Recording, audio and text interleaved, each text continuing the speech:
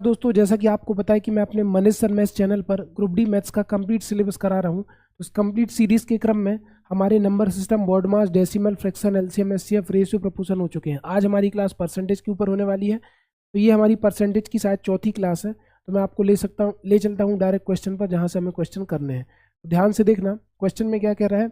एक परीक्षा में जैक को 45% अंक प्राप्त हुए और वह 18 अंकों से अनुत्तीर्ण हो गया। यदि वह 65% अंक प्राप्त करता तो उसे परीक्षा उत्तीर्ण करने के लिए आवश्यक न्यूनतम अंकों से 6 अंक अधिक प्राप्त हो जाते। इस परीक्षा में कोई भी अधिकतम कितने अंक प्राप्त कर सकता था। जब उसने 45% अंक अर्जित किए तब वो 18 अंकों से अनुत्तीर्ण हो गया, मतलब 18 अंक उसके कम पड़ गए। लेकिन जब उसने 65% अंक प्राप्त किए, अंक प्राप्त किए तो उत्तीर्ण करने के लिए आवश्यक न्यूनतम अंकों से 6 अंक उसने अधिक प्राप्त कर लिए। क्वेश्चन को ध्यान से समझना। जब उसको 45% नंबर मिले तो 18 अंक कम पड़ गए, मतलब माइनस। जब 65% नंबर मिले, उत्तीर्ण अंकों से 6 अंक अधिक मिल गए, मतलब 6 हो गए प्लस की। अब करते क्या है, हम परसेंटेज को घटा देंगे, इन दोनों को जोड़ देंगे। माइनस प्लस पर ध्यान मत देना। इन दोनों को मैंने जोड़ा तो 18 और 6 कितना हो गया, होगी सर 18 और 6 24 अंक हो गया। और इसको घटा दो तो 65 में से 45 गए, कितने हो गए 20। तो आप कहोगे सर 20% की वैल्यू तो 24 आ रही है। अगर मुझे इसको 100% बनाना है तो 20 में भी 5 का गुणा करना पड़ेगा, यहाँ भी 5 का गुणा करना पड़ेगा। तो 20 पंचे 100%, 100% की वैल्यू कितनी हो गई, 24 पंचे 120।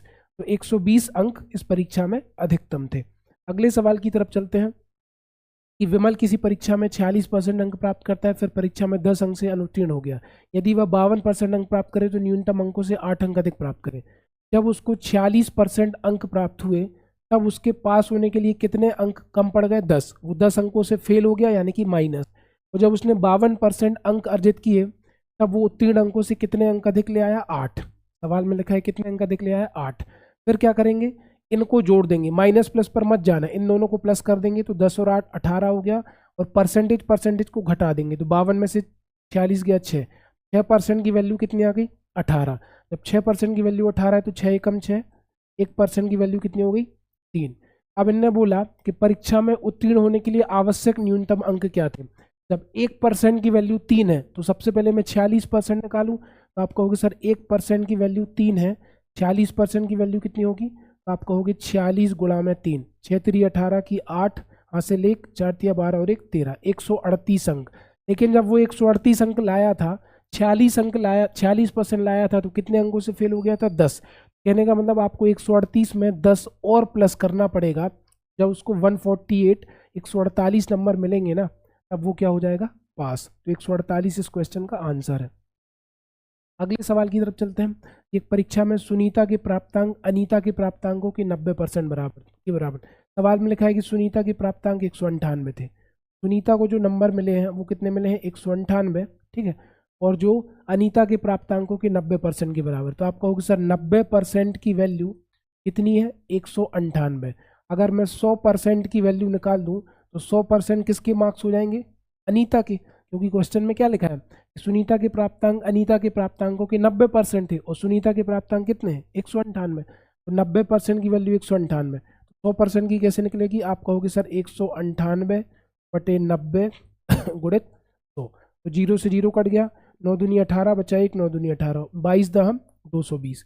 220 अंक जो प्राप्त हुए वो किसको मिल गए, वो किसके हो गए, अनीता के। सुनीता के कितने, 198। तो क्वेश्चन में लिखा है कि जबकि अनीता के प्राप्तांक विनीता के प्राप्तांकों के 110% के बराबर थे। कहने का मतलब विनीता के प्राप्तांकों के 110% के, तो ये जो 220 जो है वो 110% के बराबर हो गया। 110% की वैल्यू कितनी हो गई, 220।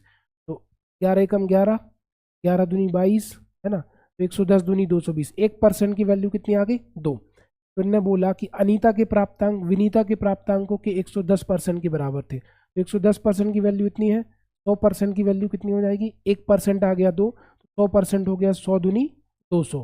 तो ये जो 200 अंक मिले हैं, ये 200 अंक किसको मिले हैं, विनीता को। क्वेश्चन का आंसर क्या आ जाएगा, 2। क्योंकि अनीता के 220 थे, सुनीता के 198 थे और विनीता के कितने हो जाएंगे, 200। अगले क्वेश्चन की तरफ चलते हैं। एक छात्रों ने एक प्रवेश परीक्षा में भाग लिया, उनमें से एक ने दूसरे से 15 अंक अधिक प्राप्त किए और उसके अंक उनके अंकों के योगफल के 80% के बराबर है। उनमें से प्रत्येक द्वारा प्राप्त अंक ज्ञात कीजिए। उसमें लिखा है कि एक ने दूसरे से 15 अंक अधिक प्राप्त किए। तो देखो 20 में से 5 गया 15, इसमें 15 का डिफरेंस है। 21 में से 6 गया 15, इसमें 15 का डिफरेंस है। 19 में से 4 गया 15, इसमें 15 का डिफरेंस है। 23 में से 8 गया 15, इसमें भी 15 का डिफरेंस है। लेकिन इन्होंने बोला कि जो उसके अंक हैं उनके अंकों के योगफल के 80% के बराबर है। मान के चलो एक लड़का ए है, एक लड़का बी है। ए को मिला 5 नंबर, बी को मिला कितना नंबर, 20 नंबर, है ना। इसमें कह रहा है कि बी को ए से कितने अंक अधिक मिले, 15 अंक अधिक मिले, ये क्वेश्चन में लिखा हुआ है। अब इन्होंने बोला कि इसके जो अंक हैं उन दोनों के योगफल का 80% होना चाहिए। तो 20 और 5 कितना होगा, 25। तो अगर ये 25 और 25 का 20 के बारे में बताना है, 20 और 5 का योग कितना हो गया, 25, और 25 में से 20 किसको मिले, बी को। इसको सॉल्व कर दो। किसी भी भिन्न का प्रतिशत निकालने के लिए 100 से गुणा, 25 से कम 25, 25 चौको 100, 20 चौको कितना आ गया, 80%। तो ये बिल्कुल सही ऑप्शन उठा है। ध्यान से सुनना, इनने बोला 2 छात्रों ने एक परीक्षा में भाग लिया, उनमें से एक ने दूसरे से 15 अंक अधिक प्राप्त किए। अगर मैं ए को 5 कह दूं, बी को 20 कह दूं, तो 20 में से 5 गए 15, बी ने ए से 15 अंक अधिक प्राप्त किए। और उसके जो अंक हैं, उसके किसके, बी के जो अंक हैं उनके अंकों के योगफल 20 और 5 25, मतलब जो बी के अंक हैं 20, वो 25 का 80% आना चाहिए। तो 20/25, और किसी भी भिन्न का प्रतिशत निकालने के लिए 100 से गुणा, सॉल्व कर दो तो कितना आ गया, 80%। ठीक है। और अगला सवाल क्या है, एक विद्यार्थी को टर्म 1 में 80/80 अंक प्राप्त हुए और टर्म 2 में 75/90 अंक प्राप्त हुए। यदि दोनों टर्म के लिए पासिंग मार्क्स 40% और 60% हैं तो उनके अंतिम प्राप्त अंकों का योगफल बताओ। तो आप कहोगे सर पहले टर्म के 80 मार्क्स थे, दूसरे टर्म के 90 मार्क्स थे, 80 और 90 टोटल कितने हो गए, 9 8 17, टोटल तो सर 270 अंक हो गए। उसमें से पहली बार उसे 80 मिले, दूसरी बार 75 मिले। 80 और 70 मतलब आप कहोगे सर 8 और 9 17, सॉरी मैंने 270 गलत लिख दिया, ये 270 नहीं आएगा। देखो पहले टर्म में 80 अंक थे, दूसरे टर्म में 90 अंक थे, तो टोटल कितने हो गए, 170। पहले टर्म में उसको 80 ही नंबर मिले और दूसरे टर्म में उसको 75 नंबर मिले, इनको जोड़ दो तो कितने होगा, 80 और 70 150 और 5 155, तो 155 अंक मिले हैं। टोटल कितने हैं, 170। किसी भी भिन्न का प्रतिशत निकालने के लिए 100 से गुणा, 0 से 0 कट गया, 17 से काटो, कटेगा क्या, 17 नम्मा 153, बचा कितना 2, उतारा 0, लगाया दशमलव, 17 एकम 17, बचे 3, उतारा 0, 17 एकम 17, 9.11, 9.11 का 10 से गुणा करोगे तो कितना हो जाएगा, 9 धाम 90, है ना, 9 एकम 9, 11 0। ठीक है, दशमलव के बाद 2 अंक है तो लगभग आ जाएगा 91.10। लगभग में बताना है निकटतम पूर्णांक, तो 91 के लगभग में कौन है, 90। मैंने क्या किया, 911 एकम 911, पीछे 0 लगा दिया, इतना उत्तर आ गया। लेकिन दशमलव के बाद 2 अंक थे तो यहाँ पर दशमलव लगेगा, मतलब आप कहोगे निकटतम पूर्णांक 91 आया। 91 तो ऑप्शन में है नहीं, तो 90 हो जाएगा। तो आई होप आपको क्लास अच्छी लगी होगी। अगर क्लास आपको अच्छी लगी है तो आपको करना क्या है, आपको इस क्लास की पीडीएफ पाने के लिए, आपको Manish Singh Rajput official Telegram channel को ज्वाइन कर लेना है और मेरे इस चैनल को सब्सक्राइब करना है और वीडियो को दूसरे लोगों तक शेयर करना है। Thank you so much guys, मिलते हैं नेक्स्ट वीडियो में, धन्यवाद।